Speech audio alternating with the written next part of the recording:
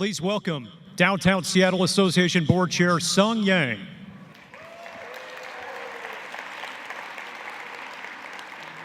Good afternoon, and welcome to the 2025 State of Downtown, our 20th State of Downtown event. We are delighted to be back in the Seattle Convention Center Summit Building, an incredible facility that welcomes tens of thousands of people to downtown each year, helping propel us on the path to progress and continued revitalization. Just wait until next week when this venue welcomes 85,000 people for Emerald City Comic-Con. Yeah, that's worth clapping, okay? It's not just a huge boon to downtown, but it's truly a sight to behold. So get ready, all you die-hard cosplayers and MCU fans, because I see you. This month, construction began on the privately funded Elliott Bay Connections project, and later this spring, after nearly 2 decades, we will celebrate the completion of Waterfront Park. Woo! Yeah, give it up. These efforts will redefine what it means to experience downtown Seattle. We've already seen the catalytic effect of the Seattle Aquarium's new Ocean Pavilion and the Waterfront Park's Overlook Walk. And you're going to hear more about the immediate impact of these spaces during today's program. And later this year, groundbreaking will take place on a new memorial stadium at Seattle Center set to open in 2027. That's right. Investment in downtown is strong, and we continue to benefit from creative, public-private, nonprofit partnerships. It's that sort of all-hands-on-deck approach that has led to real progress on issues that for too long seemed intractable. Mayor Bruce Harrell's downtown activation team is a prime example. Mayor Harrell will join us in a moment and speak to the steps that his office and partners have taken to make dramatic, positive differences in the heart of downtown, and we thank the mayor for his continued leadership.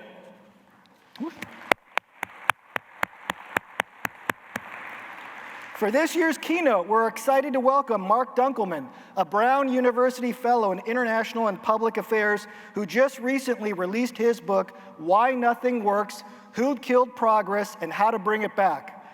It has timely and instructive advice applicable for local and national issues, and you'll hear from Marc Dunkelman shortly. That's right, let's give Marc a hand. DSA President and CEO John Scholes will take the stage with the State of Downtown address. John will detail the progress that's been made in revitalizing our city's core, challenges for the year ahead, and opportunities to accelerate that progress. And after John, we will wrap up the program with a surprise special guest who just wanted to stop by and say hello. So if you're joining us today and you are not a DSA member, which given this crowd is hard for me to believe, we invite you to become a part of this great community of business, arts, and nonprofit leaders who are passionate about this place. And you can learn more about the DSA membership by visiting our website, downtownseattle.org. Now, I'd like to recognize our generous event sponsors. First, thank you to our presenting sponsor, Ballard Spar Lane Powell. And in a bit, you'll be hearing from managing partner Paige Davis. Vanguard sponsor is Alaska Airlines. Our innovator sponsor is Mortensen. Today's convener sponsor is the Seattle Convention Center. An appreciation to our visionary sponsors, Amazon, BXP, Clark Construction, Hudson Pacific Properties, Lease Crutcher Lewis, Merrill Lynch Wealth Management, Ani Group, Schwabe Williamson & Wyatt, and Urban Renaissance Group. And today's live music sponsor is PMC Bank, and you'll be able to join the band at our post-event reception. Appreciation also goes out to all 15 of this year's steward sponsors for your contribution in helping us bring you this year's State of Downtown. And also thanks to our media partner, the Puget Sound Business Journal. Now, please help me thank all our sponsors, partners, and our 46 corporate seating hosts.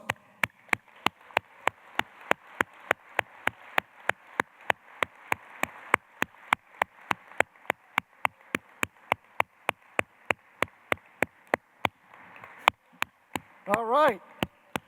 Finally, let's give a special welcome to the elected leaders who are here today, and please hold your applause until they are all announced. First, we have four-termer and the longest-serving county executive in the history of the known universe, King County Executive Dow Constantine. King County Assessor John Arthur Wilson. King County Prosecuting Attorney Lisa Mannion. King County Council Member Germay Zahalai and Rod Dombowski. Port of Seattle Commissioners Ryan Calkins and Sam Cho. Seattle City Attorney Ann Davidson. Seattle City Council members, Council President Sarah Nelson and Bob Kettle. Thank you all for being with us today.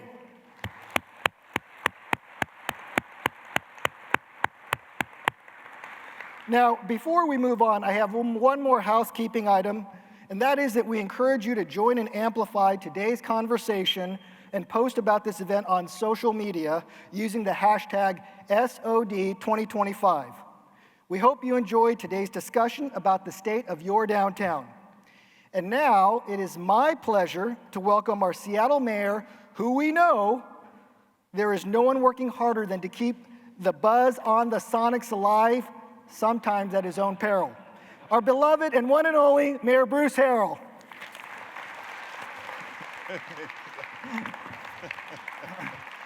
Thank you, Sung. And for the record, my wife laughs at all my jokes. But we won't be hearing a lot of jokes about the Sonics or anything like that. I'm very excited. I'm excited to hear from Marc Dunkelman, and I'm excited to see all of you sharing the energy of what I'm going to describe in a few minutes. I start by recognizing that I certainly can't do it alone. The elected leaders here cannot do it alone. The DSA are known for building these kind of collaborative partnerships, and so I'm very thankful that here in Seattle, we have this kind of ecosystem, and I do not take that for granted as your mayor. Looking back in 2024, we made incredible progress.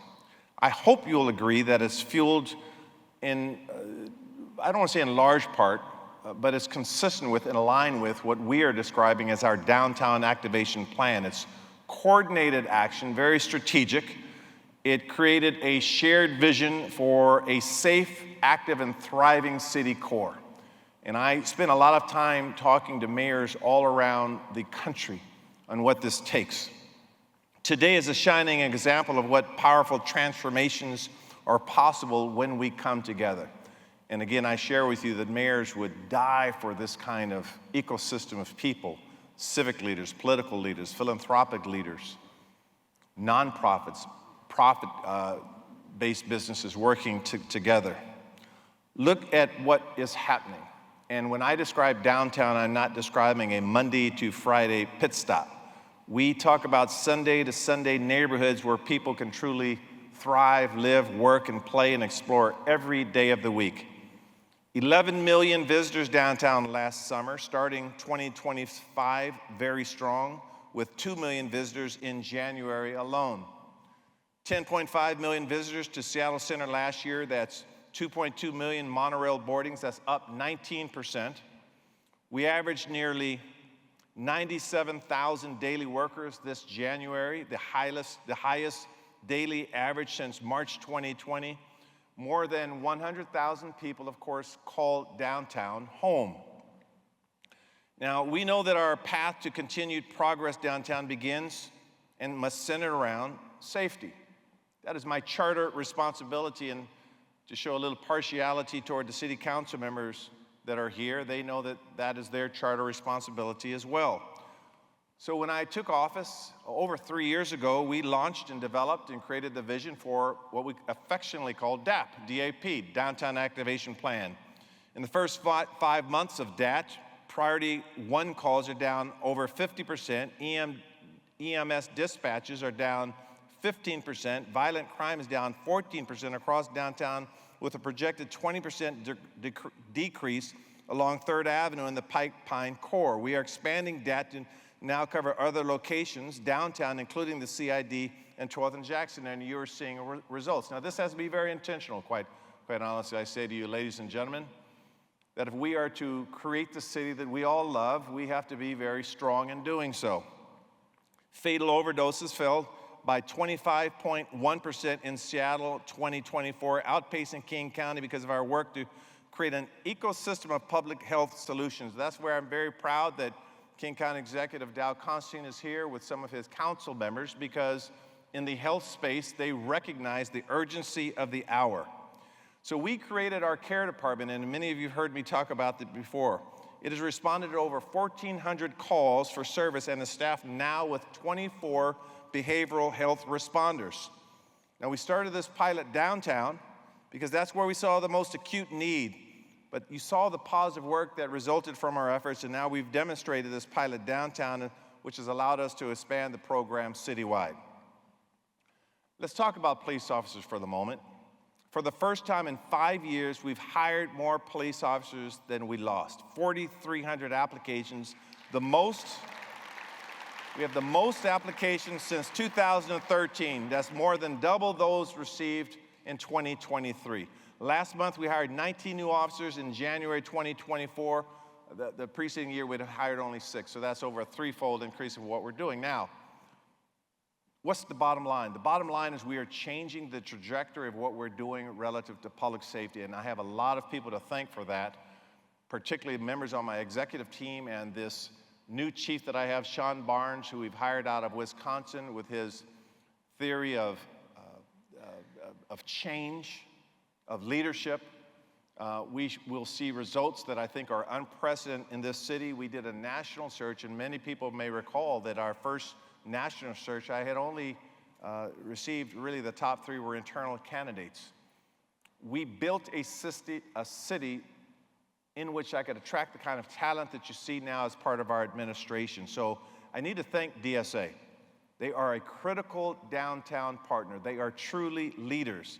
An example of this kind of partnership you saw in Memorial Stadium redevelopment. Now, the problem with Memorial Stadium redevelopment, which is going to be a phenomenal athletic and music scene. The problem is, in my State of the City speech, I described it after that damn basketball joke.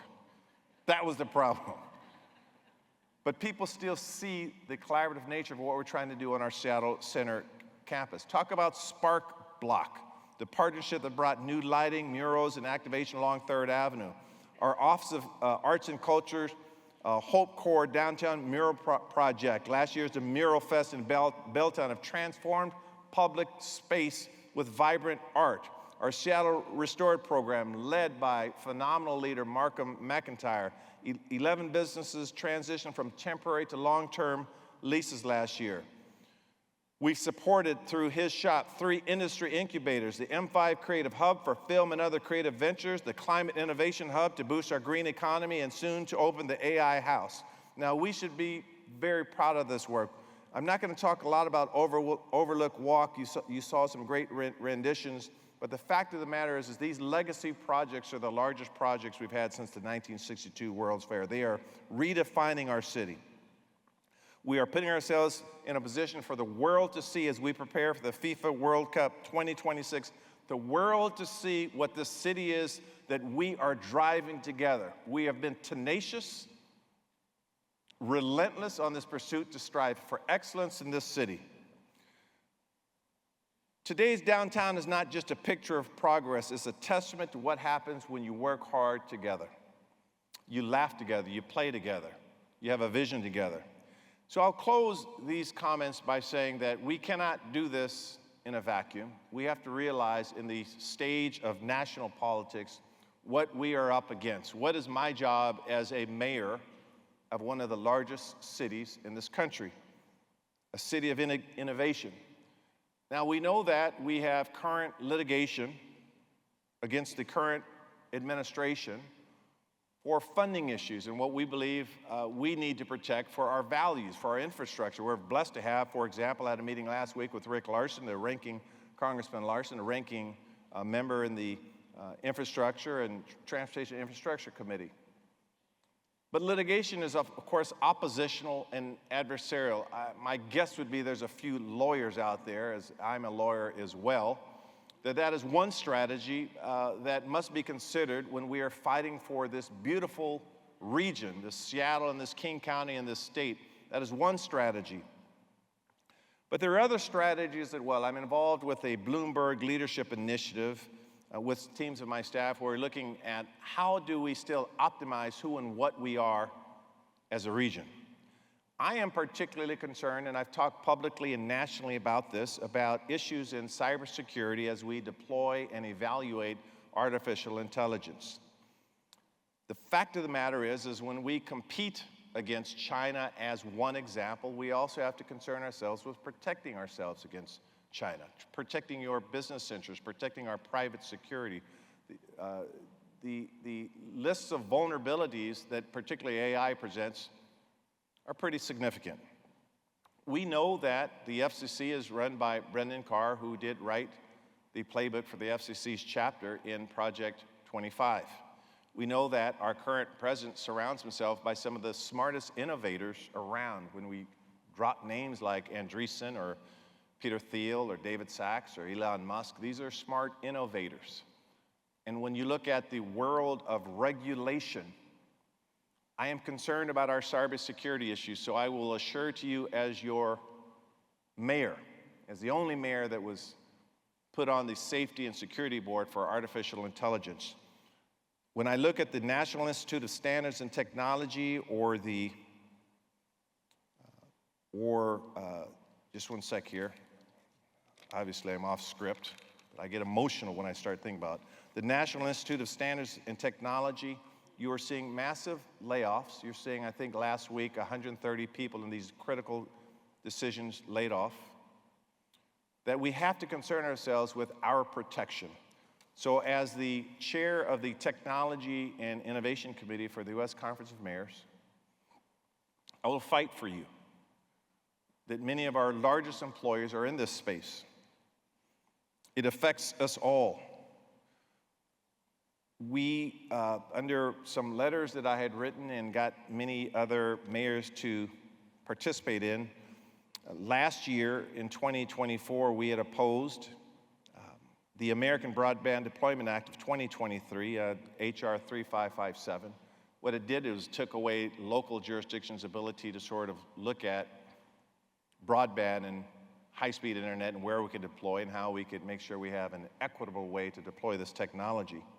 Last week, keeping my eyes on the Broadband Leadership Act, that again, one can argue, and I will argue, that it weakens local control in some of these important deployments that we should concern ourselves with. And I don't mean to close on a dire note, but the fact of the matter is here in Seattle, these strong partnerships we developed, the strong visionaries that are listening to my words right now, with DSA's outstanding leadership, we still will make 2025 a phenomenal year for us. We are heading in the right direction. We are winners here in this region. We win because we are innovators. We work together. We listen to one another. 2024 was a great year for us, and going into 2025, this is when you dig deep. This is when you work harder. You know, in my athletic background, I lost a few games. All I did was work harder the next day. So, I close by saying let's work harder together this year. We are a family, we are one Seattle, and we're going to rise here in 2025 together. Thank you very much. Please welcome Ballard Spahr Lane Powell Seattle office managing partner, Paige Davis.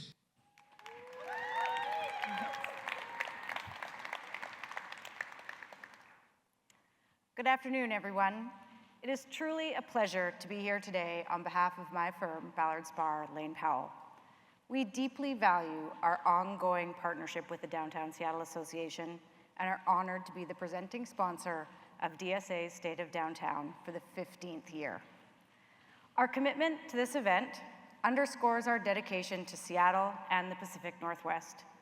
This year, our firm celebrates providing exceptional legal service in this region in its 150th year. We are also celebrating our recent merger with the law firm Ballard Spahr. This year's theme, Path to Progress, resonates with both downtown Seattle and our firm.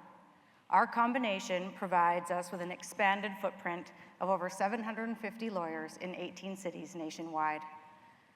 As a result, we are better equipped than ever to serve our clients, clients like us, deeply rooted in Seattle, clients across the country, and clients around the globe.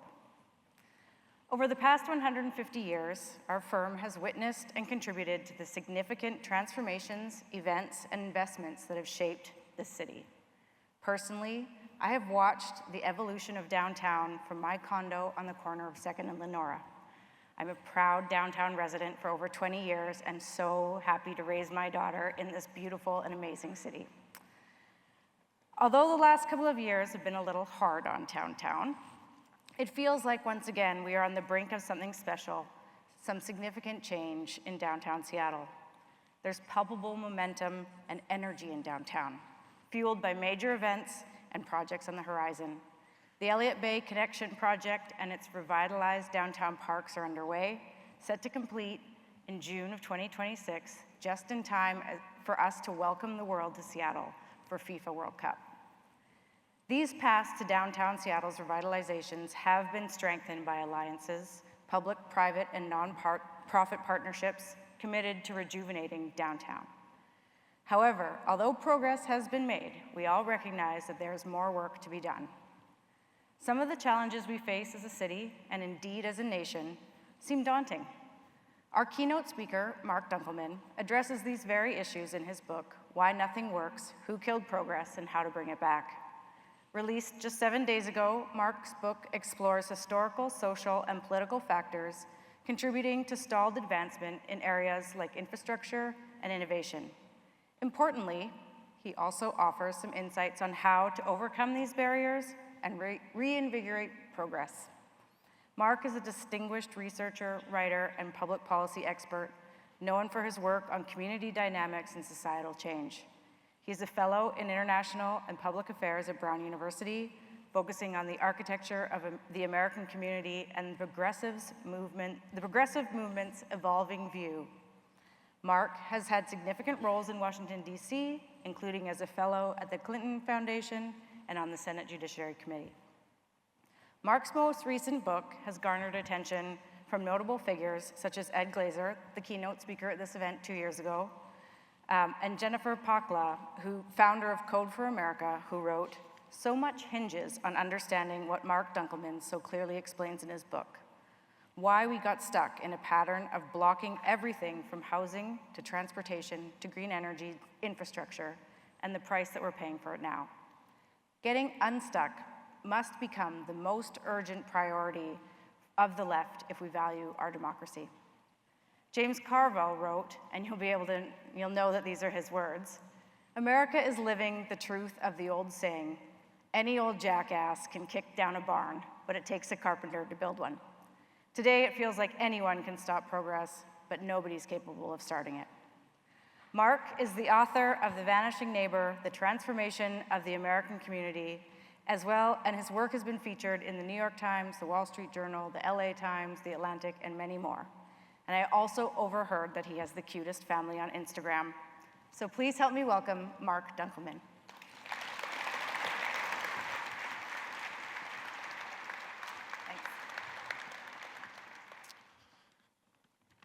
Well, thank you. It's a thrill to be here. It's been a week since the book came out, and this is my first time talking about it publicly to a live audience. So we'll see how this goes. I'll get started not by talking about Seattle and all its challenges and all of its opportunities, but by something closer to home, which is I'd like to put you in your own mind in the moment that you last had to choose with your family where to go to dinner on a Friday night. It's an awkward conversation in many families because everyone has a different opinion. I have a wife and two gremlins, two teenagers. When we decide sort of on a whim on a Friday night that we're gonna go out to dinner, we immediately start into a conversation where it becomes very clear that there's some deep-seated feelings about what the opportunities are for each of us. My wife, who is not a vegetarian, always wants to somehow send us to a vegetarian place where we're gonna be served, unseasoned quinoa or something like that. My older daughter insists only on going to restaurants that have fried chicken sandwiches, preferably holding the chicken. And my younger daughter, who's sort of a spark plug, wants always some weird place that'll have like donuts and sushi. And so this begins this conversation inside the family about where we're going to go and who should get to decide. And just sort of as a thought experiment, you can imagine lots of ways of resolving this. We could vote. Just the parents could decide. Everyone could have a chance, and we would, today would be my turn, and the next would be my wife's turn, and the next would. But all of these ways of deciding how we're going to provision this question of where we're going to eat have advantages and disadvantages. Government is a lot of things to a lot of people, but at root, it is a mechanism to make these sorts of decisions society-wide. It's a way for us all to decide together, have some system of deciding where the bridge is going to go, or who's going to suffer when we put up a new housing development, and who's going to benefit. Where are we going to put the transmission line that brings the clean energy into the city? And the argument of my book is essentially that we in America have had differing views. We've had sort of a different zeitgeist at different moments about what exactly the process should be of making those decisions. At the turn of the 19th century, turn of the 20th century, the late 1800s, early 1900s, what was clear was that the kids in the car deciding where to go to dinner had too much power. At the time, the kids were political machines, robber barons, people who did not have the greater public interest in mind. And the public figures, the elected officials, didn't have that much power. So at the time, the zeitgeist, with a burgeoning middle class in the middle of the beginning or the middle point of the Industrial Revolution, was to try to give more power to the grown-ups, to the people in the front of the car. Let them make the big decisions. That meant, for the most part, that we were going to professionalize government. It meant putting power in the hands of blue ribbon commissions, of true scientific experts. And this wasn't just in government, this was sort of society-wide. America was in a moment where we were looking for true experts in every realm. It's when bar associations were established, when academic disciplines came about, when the medical profession began to divide into specialties. We wanted real experts to act in public life. And in government, that meant blue ribbon commissions, it meant public authorities, all these institutions that were designed to push power above the level of political machines and sort of everyday, workaday politicians, so that real professional experts would be in charge. In the early days, the sort of evidence of this was the creation of the Federal Reserve in Washington, the Federal Trade Commission during the Wilson administration. But it happened sort of all over the country. In cities, more and more groups like this, which I know that this particular organization began in 1958, but there were sort of chambers of commerce that began to be established around the country, and they would become sort of powerful figures in each civic community. In the Great Depression, it was this way of thinking, this notion that we should push power up into the hands of responsible bodies that would have real power, really took off because the country simply wasn't prepared for the economic devastation that existed, and the existing social safety net wasn't holding up. So during the Depression, many of us remember from high school, from our high school classes, that there was the Social Security Administration and the Works Progress Administration, a whole alphabet soup of programs, but maybe the quintessential New Deal program was the Tennessee Valley Authority.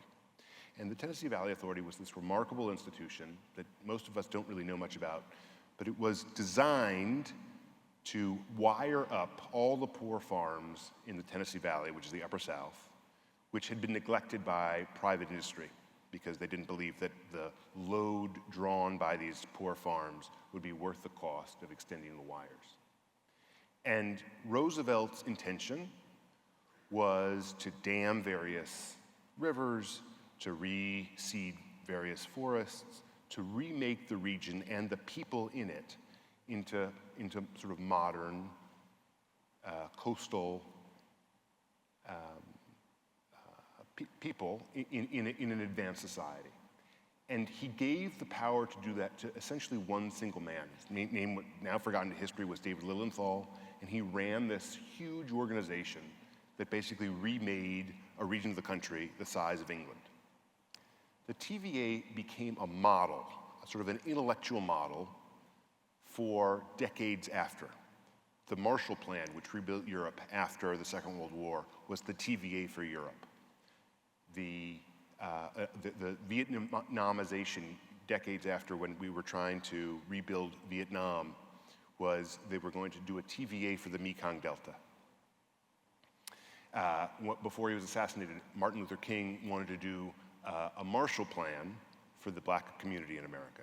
So this idea of pushing power up into a big institution that would make big, powerful decisions sort of became a norm, an ideal, and people in the greatest generation certainly embraced it. What happened because we had this worldview and we were pushing power into these institutions is that something developed in America that hadn't existed before, and it's what we now know as the establishment.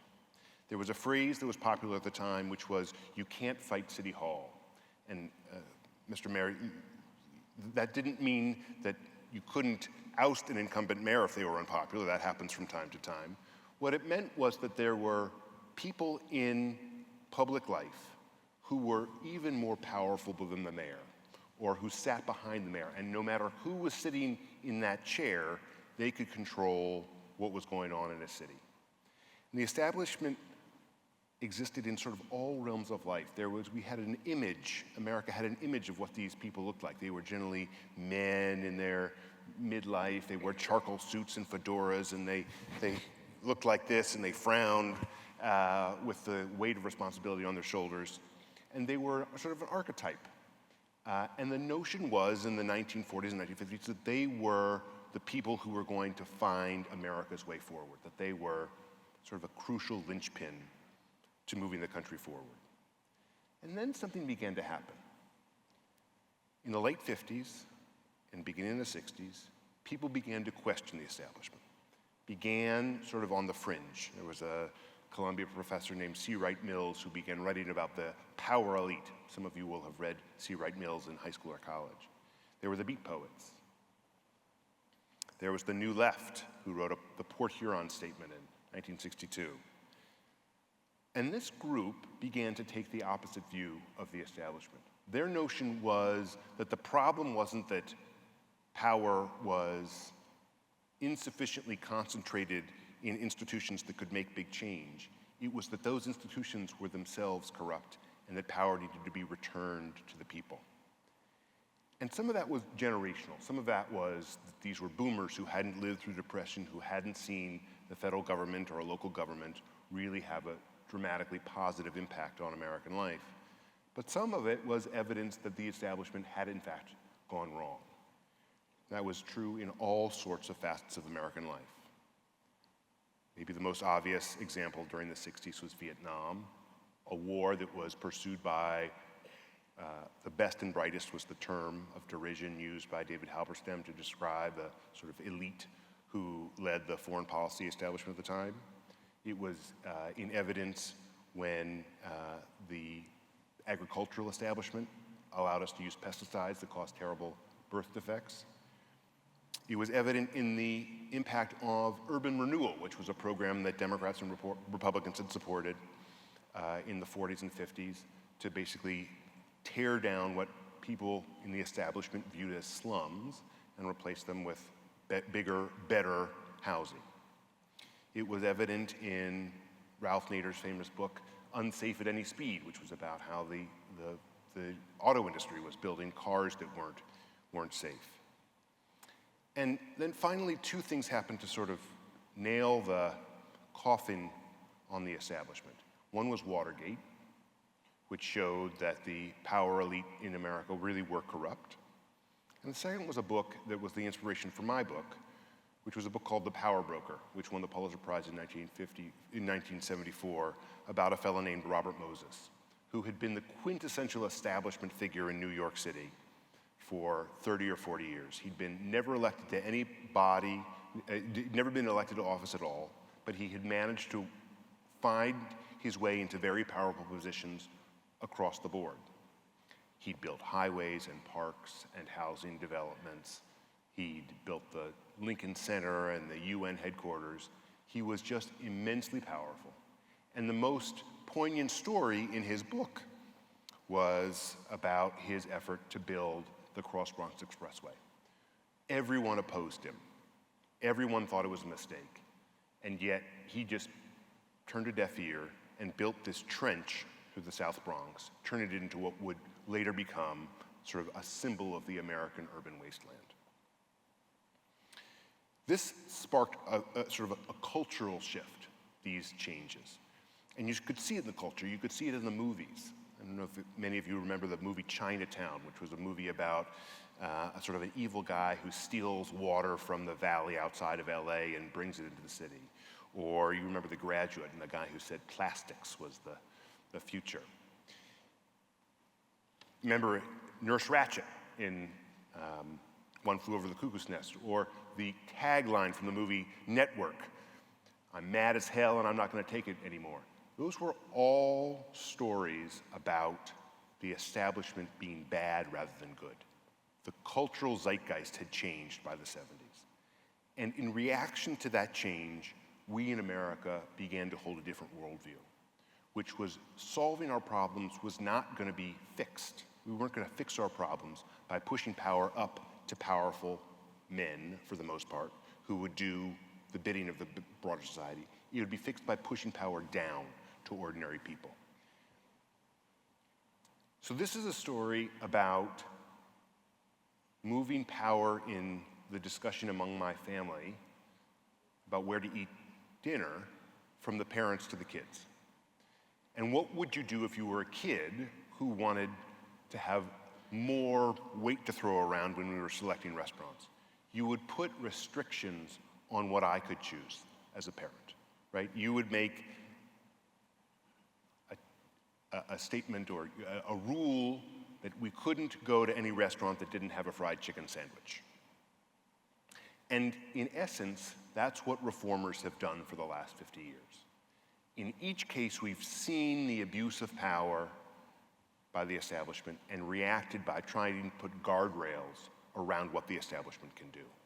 And we've done that in all sorts of realms. I'm sure that everyone in this room has a story in their own mind about a moment that they saw government do something that seemed ridiculous and overdone, and we should just be able to get this done immediately, but we can't because of this regulation or that.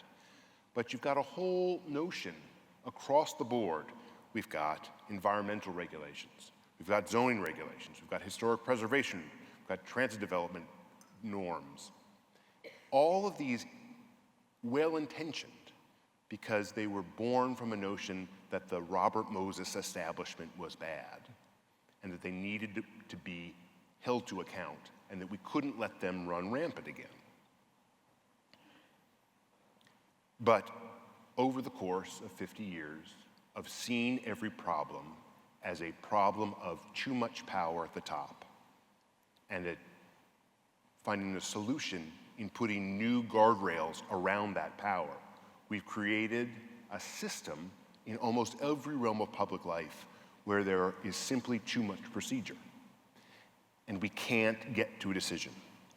The bad thing about the establishment was that only a few people could influence the decision, but those people had the discretion to decide. We now have a system where the opposite is true. Almost anyone can say no because they can find some part of the process of making a decision, of the procedures, where they can hold things up, where they can object. Sometimes those objections are legitimate, sometimes they're not, but overall we've lost the ability to ratify a trade-off. The bridge needs to be built somewhere. Whose home is going to be in the way of the of the base.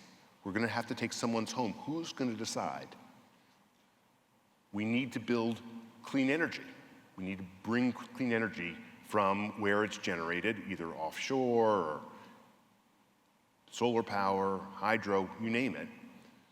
There need to be transmission lines that bring that stuff into the places where it'll be used. Those power lines have to go somewhere. We need someone to be able to choose where that's going to go.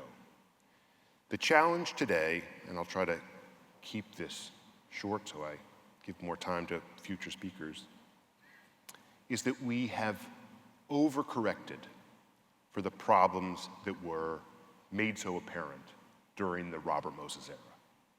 We've gone from a place where powerful figures had too much discretion to one where no one can say yes to a project. And the solution is not to say that we go back to the old Robert Moses era. It's to recognize that these are two legitimate, well-intentioned impulses. One, to empower those to decide, one, to protect those who can't protect themselves against the powerful. And we need to find some new balance between the two. So that's the central message of my book. It's not, I want to be clear, it's not that there is any single law that can be written here that would change this. It needs to be a different mentality among reformers of all types. We need both to protect those who are vulnerable and to empower those who can do things for the public and in the public interest. So I hope you'll see it that way. I hope I've given you some language and a way to think about this in a helpful way. And I say, I've been in your city for all of 24 hours. It's beautiful. You should be congratulated. I was thrilled to be here. I'm thrilled to talk to you, and I hope to talk to you more about it soon. Thank you.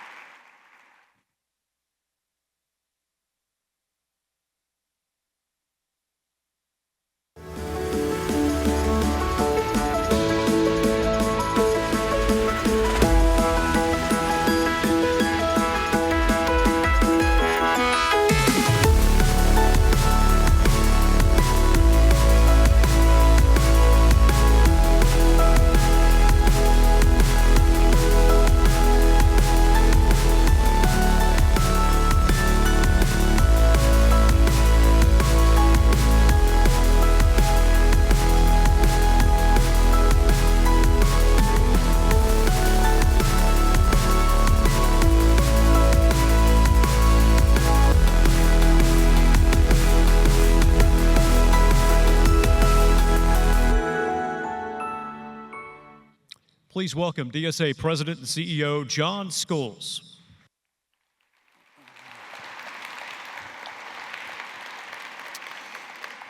Well, good afternoon, everybody. It's great to be with you here today. It's great to be back in the convention center. Thanks to the team here for taking great care of us. Thanks to their new CEO, Jennifer LeMaster, downtown neighbor and new to that role from Atlanta. She's been a great partner, and we thank her and her team for having us back.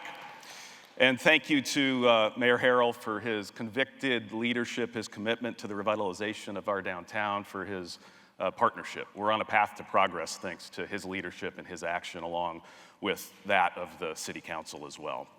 And thank you to Marc, who's given us a lot to think about. I encourage you, if you have not, to crack open his book, to take a look at some of the coverage he's gotten since its release over the last 7 days. And Marc was kind enough to sit down with us earlier today and record a Seattle City Makers podcast. So you can tune into that when it drops in 2 weeks or so. Just a special acknowledgement and hello to my wife, Erin, who's joining me today. I appreciate her support and putting up with me, along with my son, Parker, who's grown up in downtown and could probably deliver this speech. So I appreciate them being here today.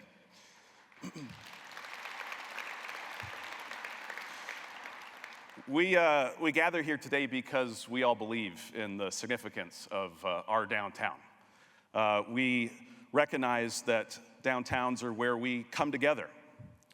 They're the center of culture and commerce. They're where we meet to mourn, as so many did following the tragedies of 9/11. But they're also where we gather to celebrate during big moments in our city. like this one. 12s, they're bringing the trophy home. Your Seahawks, Super Bowl 48 champions. That was a great day downtown. Who was there? Yeah. And they're places we come to mark key moments in history. Seattle let loose all the pent-up emotions of 3 years and 8 months of war. And to the victors, the spoils. Peace, it's wonderful. Who was there? To your hands. And to share in experiences that we can't get anywhere else. Yes, I get lost in my mind. Lost, I get lost, I get lost.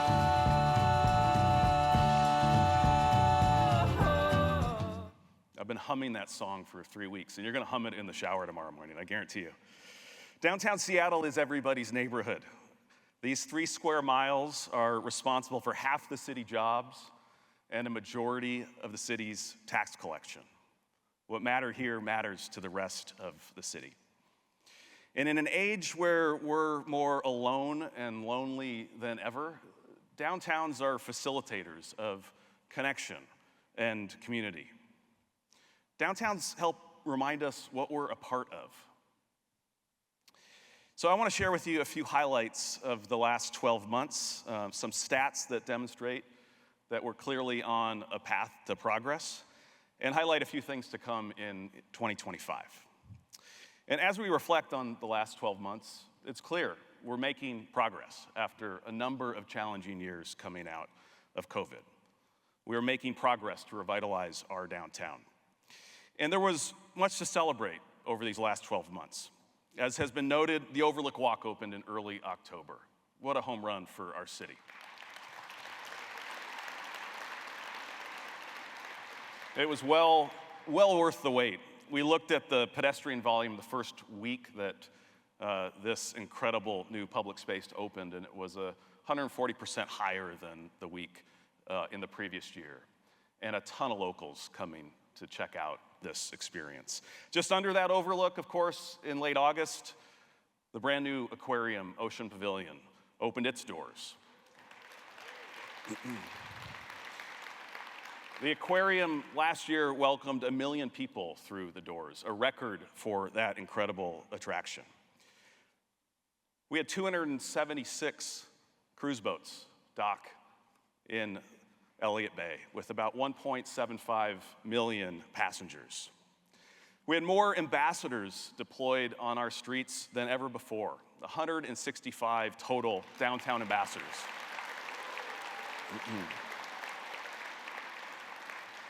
We welcomed 88 new street-level businesses, retailers, restaurants, and bars in our downtown. That shot on the left is Olympia Coffee over there in the City Center building. If you haven't been there, yeah, shout out to the folks from the City Center building. A beautiful redevelopment and reinvestment in that space, and a great coffee shop. And some of our long-standing downtown businesses had their best year. This is David Butler, that I'm sure many of you know, at Look of East. He's been in that spot over at 7th in Virginia for just over 10 years. He signed another 10-year lease. He had his best year ever last year. And he had his best January this past January. He said every January over the last 6 years has been an increase in sales. So you all say you're doing dry January. David's numbers suggest otherwise. Fair Start reopened their restaurant after a renovation at 7th and Virginia. As the mayor noted, we had an investment of new lighting and murals and art and a general cleanup on 3rd Avenue that sparked a lot of interest in additional investments, in more lighting, in more art, in more beautification that will continue down that corridor beginning next month. 3,000 residential units were delivered and completed in our downtown. And we have more residential units under construction today than any downtown west of Chicago. Amazon returned to 5 days in the office in early January.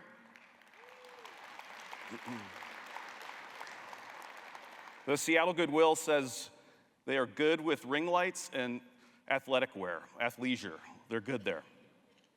It was a big year for the arts in downtown.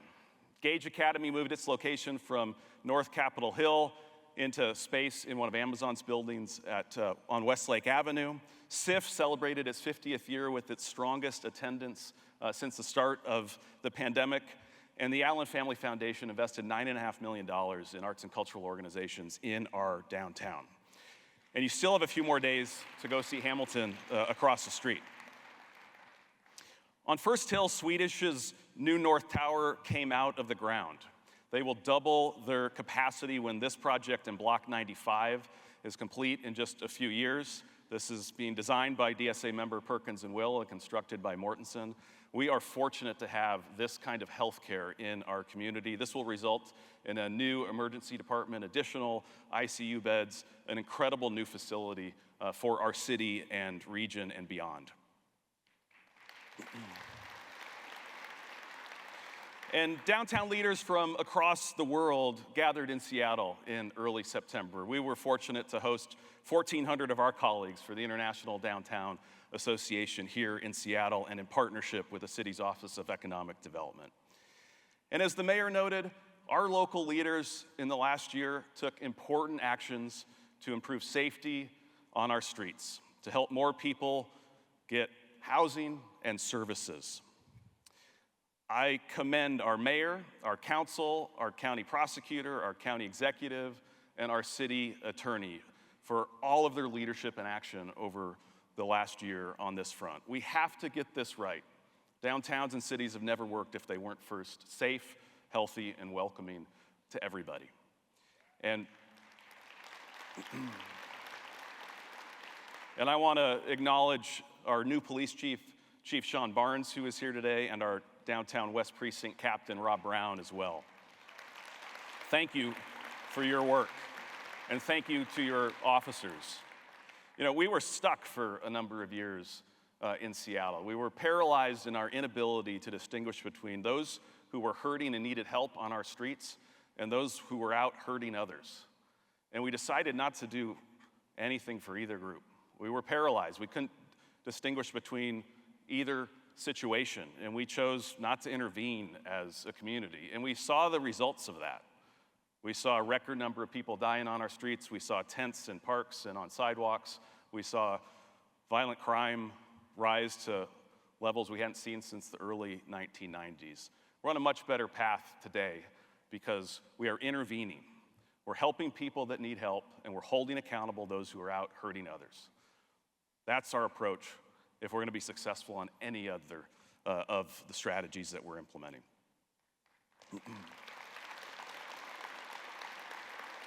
So all of these investments and these openings and the actions I just detailed, they're paying off. And you can feel it on the streets, and you can see it in the data and in the numbers. And I want to share some important data points that have been compiled by our great research team that we're tracking regularly to measure the health of our downtown. As the mayor noted, violent crime is down across downtown, and particularly in the core of downtown, in the 2nd and Pike and 3rd and Pike area, which were the blocks that had the most violent crime and the most drug overdoses of any blocks in our city.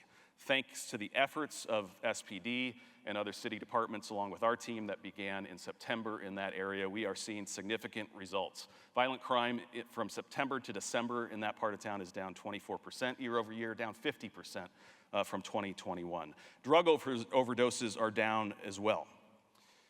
And we have a record number of people living downtown, about 106,000. We're seeing slow but steady return to office with the strongest weeks since February of 2020 back in January. We continue to see these numbers moving in the right direction. And nearly 10 million people that live within domestic travelers visited downtown. So not including international travels, we had 10 million folks visit downtown Seattle last year.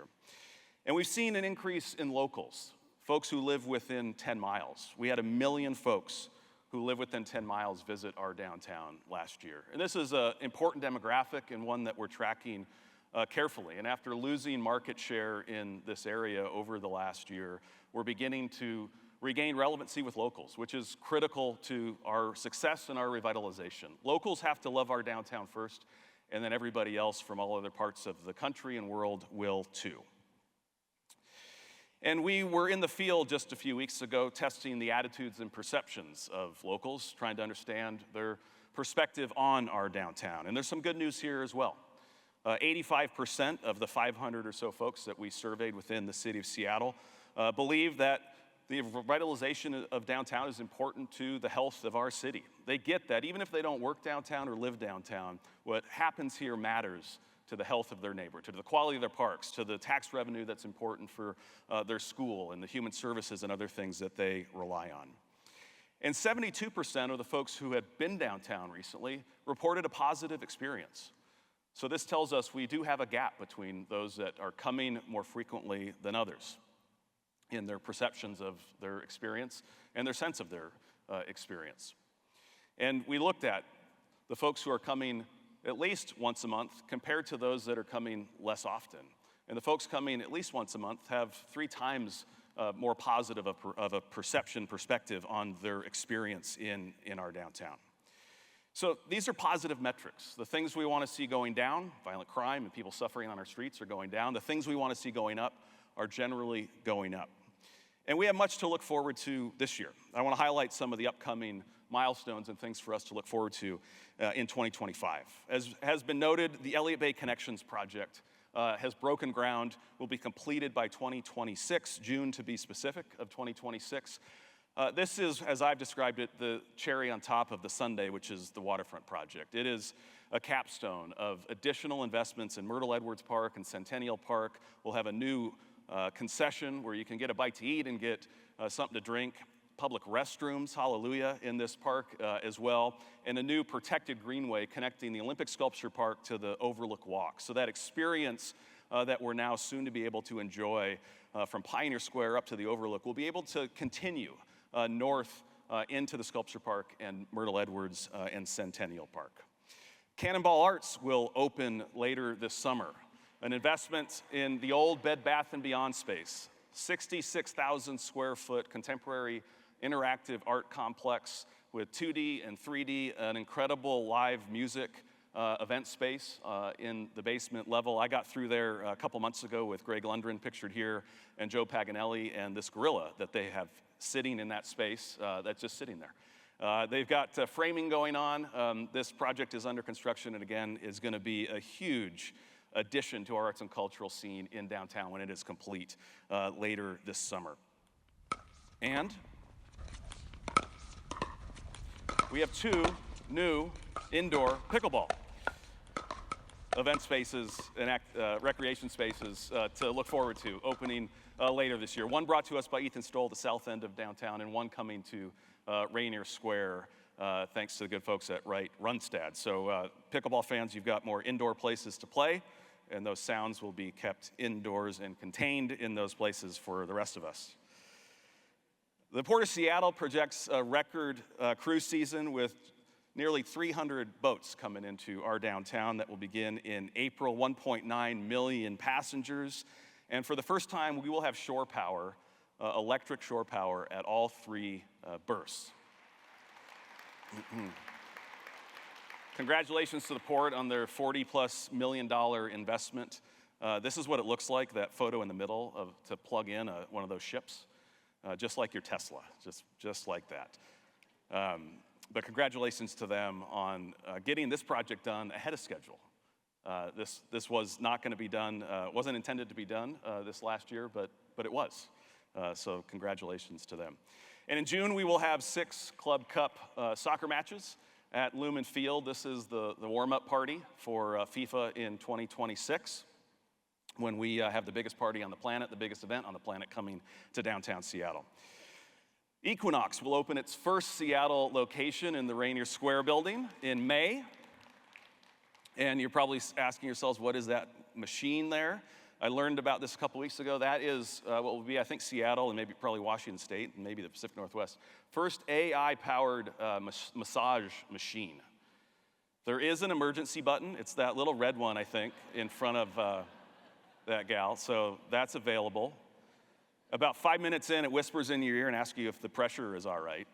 And I thought this was a nice touch. After your session, it's waiting out in the hall for you with a glass of water, and it pats you on the back and says, take gentle care of yourself the rest of the day. And there's sort of a moment going on this block across Kitty Corner, and I'm not allowed to say who's coming in, but there's a new lease that's been signed for the former specialty space, which is a 7,000 square foot space that's been empty since the start of COVID. And a local operator will soon open their doors there sometime between May and July. And of course, PCC will be coming back as well, and we welcome them back to downtown. We have new ways to get around downtown to look forward to. Light rail between downtown and Bellevue, which will give us about 20-minute ride between the two downtowns, will open later this year, we hope. And these Lime gliders, they were being tested out on the streets of Seattle a couple months ago. We'll have a fleet of these out and about in just a few months. Seattle, I learned a few months ago, is Lime's number 7 market out of 280 markets across the world. The scooters and the bikes and now these gliders have proved a popular way to get around our city. We have new food and cocktail and retail destinations to look forward to. Carmine's will open a new location in the heart of downtown. Tom's Watch Bar, a great sports bar out of Denver, will open 2 locations, one by Climate Pledge, the other by Lumen Field. Death & Co., an incredible cocktail bar, will open in Pioneer Square. And a new rooftop lounge, that's what's pictured there in the middle, will open atop the Westland Hotel in Pioneer Square. Yeah, a good number of new retail and restaurant and cocktail experiences for us to look forward to. And at the corner of 4th and Pike in the former Arc'teryx space, Portland Leather Goods, outfit out of Portland. They've got one location in the Pearl District, and they've expanded to Austin. They'll soon be expanding to Seattle with a shop at 4th and Pike. So we welcome our friends from Portland and their investment in our city. And next month, the YWCA will open after extensive renovations at 5th and Seneca. 100-plus-year-old building, improving the experience for women and kids and providing additional housing as well at that important location. Over at the Seattle Art Museum next month, Ai Weiwei, an incredible exhibit, will open its doors. This is huge. It's going to be a huge invitation for people from around the state, around the country, and beyond to visit Seattle and to visit SAM.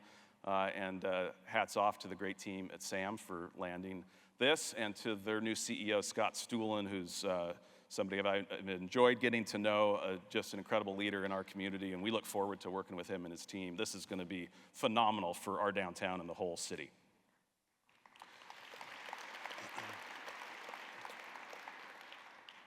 And thanks to the leadership of the mayor and council president Nelson, we will soon deploy 30 digital wayfinding kiosks in our downtown that will give folks new information on how to get around and enjoy all these new attractions, whether it be the waterfront or new restaurants and retailers. And it's also a platform for us to promote all the great things happening in downtown, and also to bring more digital art into downtown. So after a long wait, we look forward to locating these in the public right-of-way in downtown and helping people find their way to great events and attractions.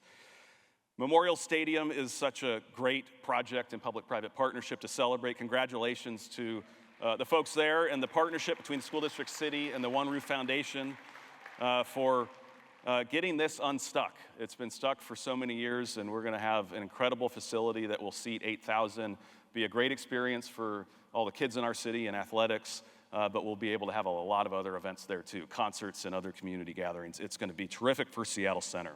We have a busy convention center to look forward to. 93 conventions booked between this building and the Arts Building. Nearly 370,000 visitors expected to come through. This is one I'm looking forward to. The 12th annual Rubik's Cube World Championship will be here. I didn't know this was a thing until a week or so ago, but they will be here July 3rd through the 6th. I went down a rabbit hole the other night watching these videos of these guys. They do this, guys and gals, they do this in like 4 seconds. I think the world record's like 3.7. but I was transfixed by this. So mark your calendars, July 3rd, Rubik's Cube, World Championships. And then finally, the completion of the waterfront project is going to be worth the wait later this year when it is finally all done. It's spectacular to see what's been opened and delivered today, and there's more to come with the playgrounds and bike lanes and landscaping that has all yet to be complete. And we're doing more than opening a new park in our city. We're creating and opening up a whole new set of experiences for people to enjoy without a loud, dirty double-decker highway that served an important purpose for quite some time, roaring overhead. And there's not many downtowns where you can walk along an incredible public space like this and look out to your west at a national park in the Olympic Peninsula and have these great urban amenities, arts and entertainment and sports and food and music and shopping to the east.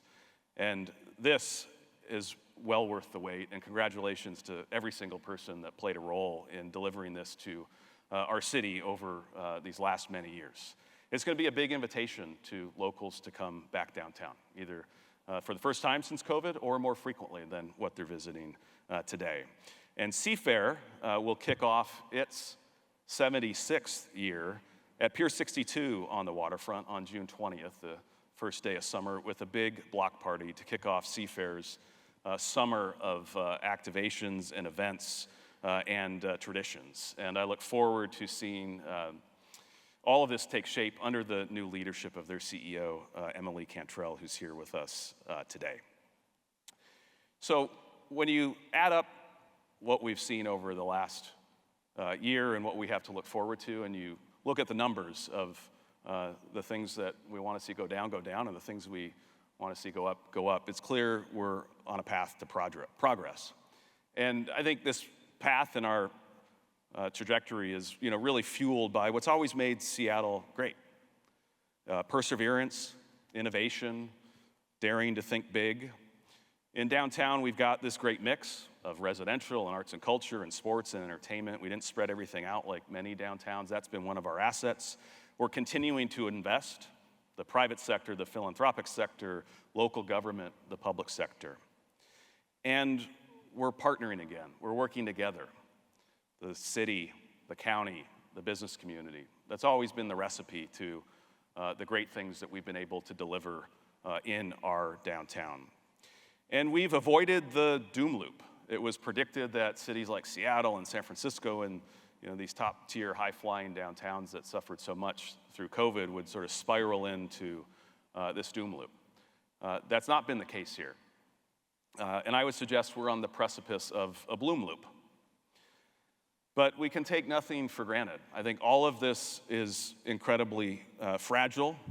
And it wasn't too long ago that we made public policy in this town by listening to the loudest voice in the room, or by slogans and hashtags, or in some cases by intimidation of people going into council members' homes at night and shouting across their lawns.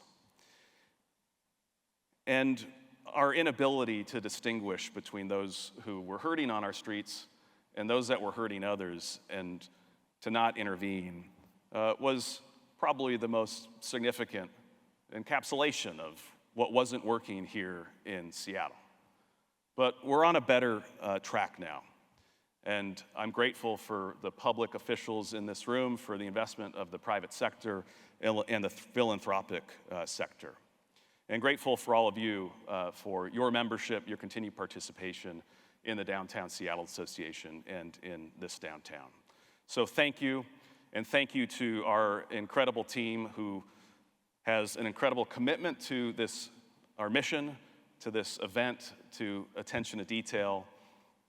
I couldn't work with a better group of people, wouldn't ask for a better team, and couldn't be in a place that had more to work with, more resources and assets and commitment than what we have in this downtown.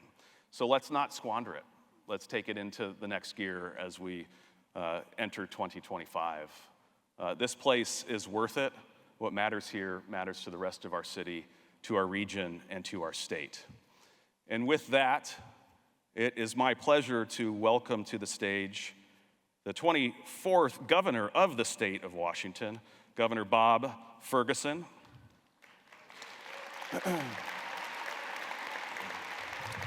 He's the 24th governor who celebrated his birthday on the 23rd of this month. He's at the 20th State of Downtown on the 25th of this month. I don't know what any of that means, but he's a fourth generation Washingtonian. He's lived and worked on both sides of the mountains. He's a son of a school teacher and a Boeing employee. He's a dad of twins. He's somebody who's committed his life to public service, and we appreciate him being in the neighborhood and coming over to share a few remarks. Thanks, John. Yeah, Thank you. Thank you very much. Thanks so much. And first, please join me in a round of applause for John and his team and all the fantastic work they do for our community. I'm mindful that the only thing standing between you and a wonderful reception and great food and drink are my remarks. So this will be very short. I'll keep this brief. But I do want to mention a couple things. Number one, I think you heard earlier from Sung Yang.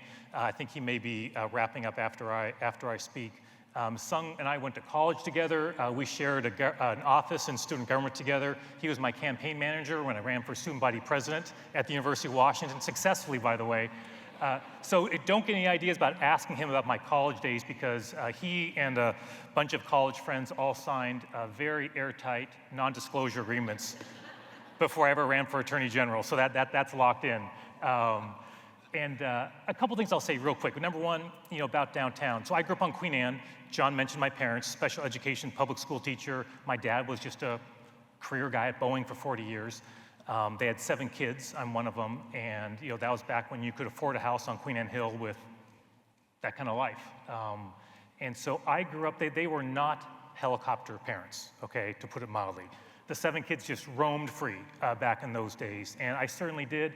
So at a very, very young age, I was coming downtown. I was taking the bus downtown.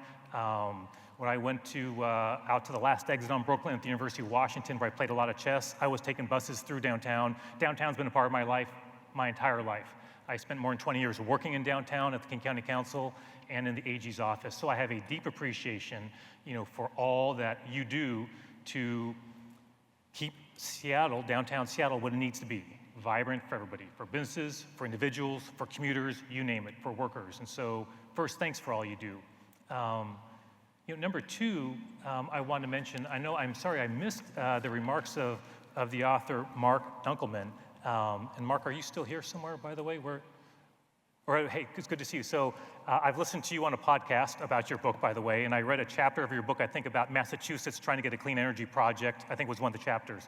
So I'm deeply interested in what you're writing about, because, look, will tell you that, so I'm new at this job as governor, but if I want you to know one thing about me, it would be this.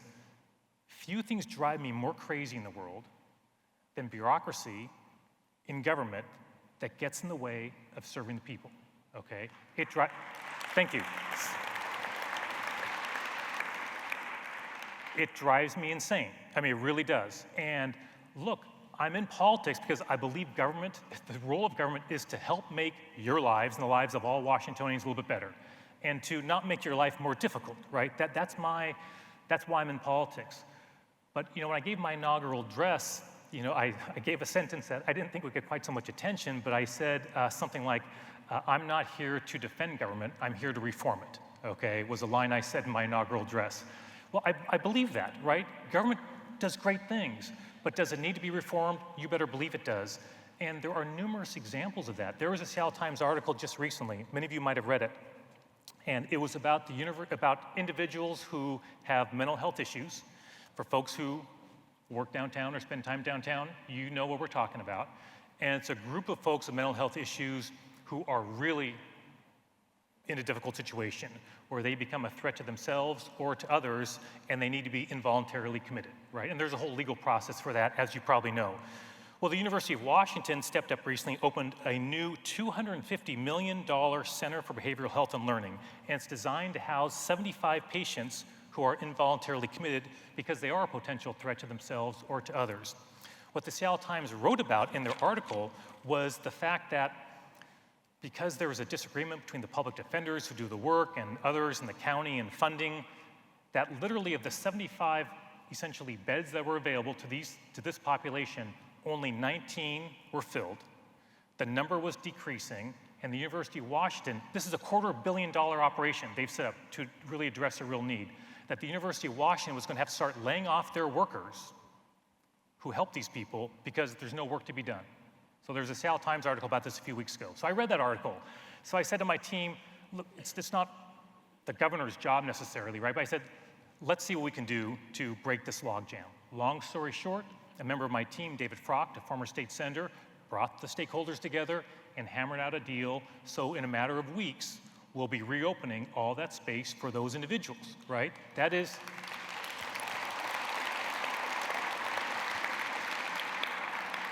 That's a good thing. It's a good thing for those additional nearly 60 people, right, who will get the help that they most certainly need. It's certainly good for folks who are otherwise interacting with them if they're a threat to themselves or to others. That's good for public safety. That's good all the way around. But it's an example of where government breaks down, okay, and is not solving problems. It's the kind of article that if a Washingtonian reads it, they say to themselves, this is crazy. Why can't we solve that problem? So I had a cabinet meeting on Monday, by the way, and with my cabinet, and I use this as an example. I said, I literally want every single week, I want one of you to bring me a problem like that we can try to solve. Beyond your normal work of helping folks out, like something that just seems like there's a bottleneck and it would benefit from the governor being involved or the highest levels of my administration being involved to try and break a logjam. Hey, if you've got ideas, send them to me, right? I've already told you about Sung, send him to Sung, let me know, right? He'll get it to me, believe me. But I'm serious about this, right? We're not gonna be perfect as a government, we certainly are not, but we need to do a better job of breaking those things down. Last thing I just will say real quick is, you know we're facing a big budget challenge as a state. It's many billions of dollars, and I'm determined to change the way we budget as a state, okay? I've said many times, we're not in a recession. We should not be facing a $14 billion budget shortfall. I get when there's a recession, there are challenges for any government. Just like for a family, if you lose a job, there's a budget challenges. Or for a business, if something happens, that's not the situation we're in, right? The state made certain decisions about spending, okay, and assuming certain revenue growth that was not realistic. I just want to be clear, we're going to solve this problem this legislative session, but I've told everybody who will listen to me, I don't plan on every year as a governor going through this exercise of trying to face a multi-billion-dollar shortfall, okay? That makes no sense to me.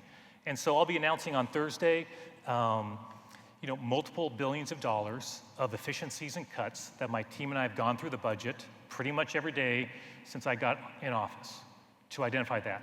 That's not going to get us all the way there yet. We've still got a couple months of legislative session, but I want to communicate to each and every one of you, okay, that, hey, we are taking this budget shortfall seriously. We're going to look at our government and say, hey, can we improve how we're doing this? Do we need to make changes in how we do business? Can we find efficiencies? Do we need to make cuts? Do we have to cut certain spending? So you stay tuned for that announcement. There's more work to be done, but we have a lot of challenges. The good news is, as a state, we have the most beautiful state with the best people, the most resilient people, the most innovative people. Folks, I'm looking at you, right? And that, as a fourth-generation Washingtonian, that's what gets me excited every day to go to work on your behalf. Send me your ideas to how to improve government. I'm serious, send them to me, and we're interested in tackling these issues. John, thanks to you and your team for the work you do. Thanks to all of you for letting me crash your meeting for a few minutes, and I hope you all have a great evening. Thanks so much, everybody.